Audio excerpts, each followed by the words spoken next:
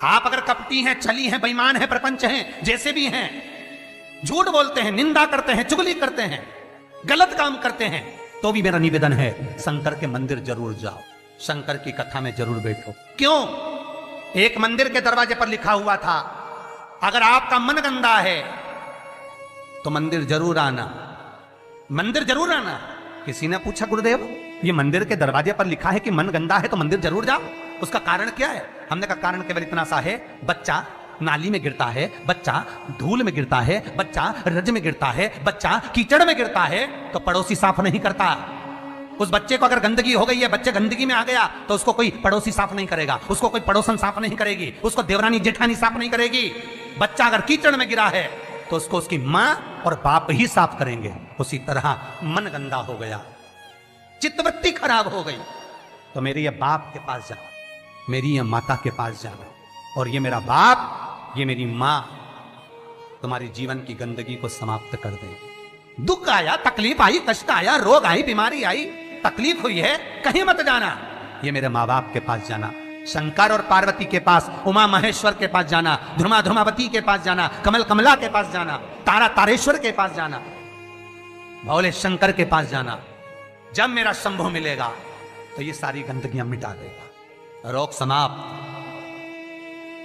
अकाल मृत्यु वो मरे जो काम करे चंडाल का, काल उसका क्या बिगाड़े जो भक्त हो महा काल का। वो देगा, छप्पर फाड़ कर देगा। फिर निवेदन करूंगा, जितने कथा करवाए हैं, जितने कथा सुन रहे हैं और जितने पुण्य स्मरण दान स्मरण आदि कर रहे हैं, लिख कर रखो तारीख कि तुमने जो दान पुण्य करा है, तुमने जो ये 300 वर्ष में पढ़ने वाली इस श्रावण के महीने में तुमने जो कथा सुनी है, अगला श्रावण आए तुम बताना जरूर कि कितना पुण्य मिला है, कितना फल मिला, कितना लाभ हुआ, कितना धन कमाया, कितना वैभव कमाया। तुमने तो केवल कुबेरेश्वर महादेव के लिए दिया, तुमने तो केवल वृद्धाश्रम के लिए दिया, तुमने तो केवल गौशाला के लिए दिया, पर उसका पुण्य तुमने कितना कमाया, उसका लाभ कितना मिला। और मुझे बताना जरूर, फोन करके व्हाट्सएप पे लिखकर भेजना कि हमने जो करा था अगले साल यही तारीख, यही श्रावण का महीना, फिर याद कर कर बता कि मिला कि नहीं मिला, 4 गुना हुआ कि नहीं हुआ।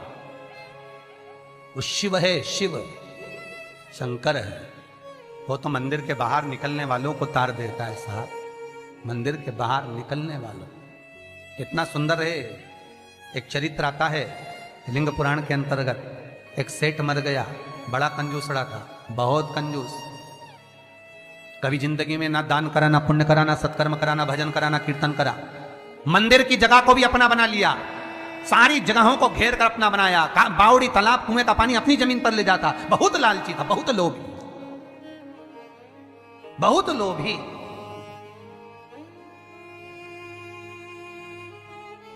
बस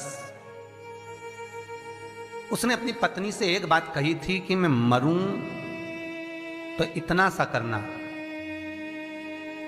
एक इतना सा काम करना कि किसी शंकर के मंदिर के बाहर कचरा पड़ा हो, धूल पड़ी हो, मट्टी पड़ी हो, उसको लाकर मेरे शरीर पर डाल दे, बस, और कुछ मत।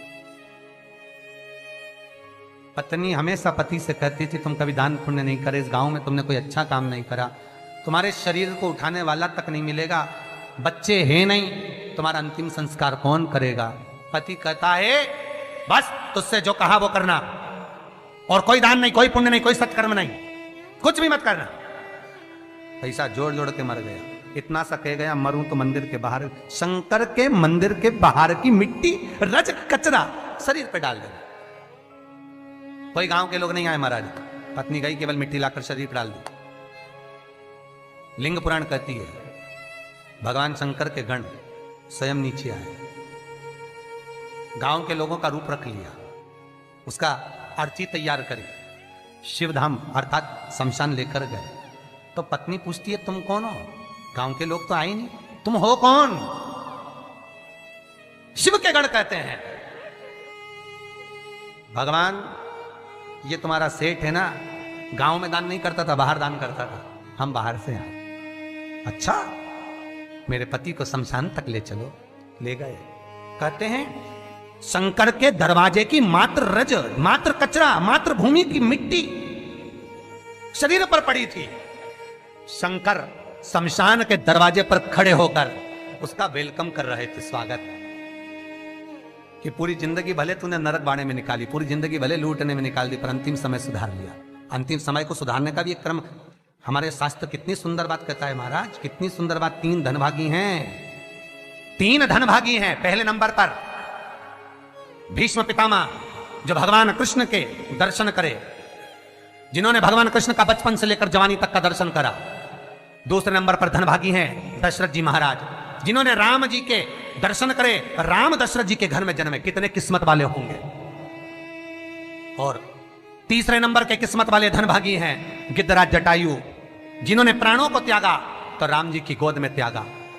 शास्त्र कहता है इन 3 धनभागियों में, इन 3 किस्मत वालों में भी प्रबल किस्मत वाला है गिद्धराज जटायु। क्यों? क्योंकि भीष्म पितामह के प्राण छूटे जब कृष्ण सामने नहीं थे। दशरथ जी के घर में भले राम जन्मे, पर दशरथ जी के प्राण छूटे तब राम सामने नहीं थे। और गिद्धराज जटायु, जिसने जीवन भर मांस खाया, पर जब प्राणों को त्यागा तब राम को सामने पाया, डर गया। बचपन गया जाने दो, जवानी गई जाने दो, अधेड़ी गई जाने दो, पर बुढ़ापा मत बिगड़ने देना। बुढ़ापे में शंकर के चरण पकड़ ले, शिव के चरणारविंद पकड़, मैं कहीं नहीं जाऊंगा। बीमारी भी दी है तो तूने दी है, सही करेगा तो तुम्ही ने दर्द दिया है, तुम ही दवा दो। मृत्युंजय है तू, जगत का भोलानाथ है तू, सबसे ऊंचा तू ही बैठता है। जहां दुनिया समाप्त हो जाती है वहां से तेरी शुरुआत होती है। लोगों का जहां एंड होता है शमशान, वहां से वो शुरू होता है। जहां दुनिया का एंड है वहां से तू शुरू है। तो तू साधारण नहीं हो सकता भोलेनाथ।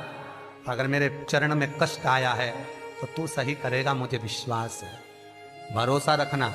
रोज शंकर के मंदिर के दरवाजे पर बैठकर शंकर पर 5 बेलपत्र चढ़ाकर, 1 बेलपत्र उठाकर चबा चबा के उसके ही दरवाजे पर खा, घुटने भी सही कर देगा, शरीर भी करेगा। बस उस पर विश्वास, उस पर भरोसा। बस शंकर है और मुझे पूर्णता विश्वास है कि वो मुझे हारने नहीं देगा। तो नहीं हारने देगा, नहीं।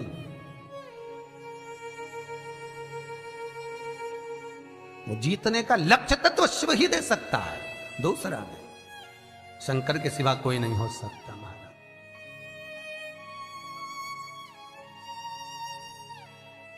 बस उस पर विश्वास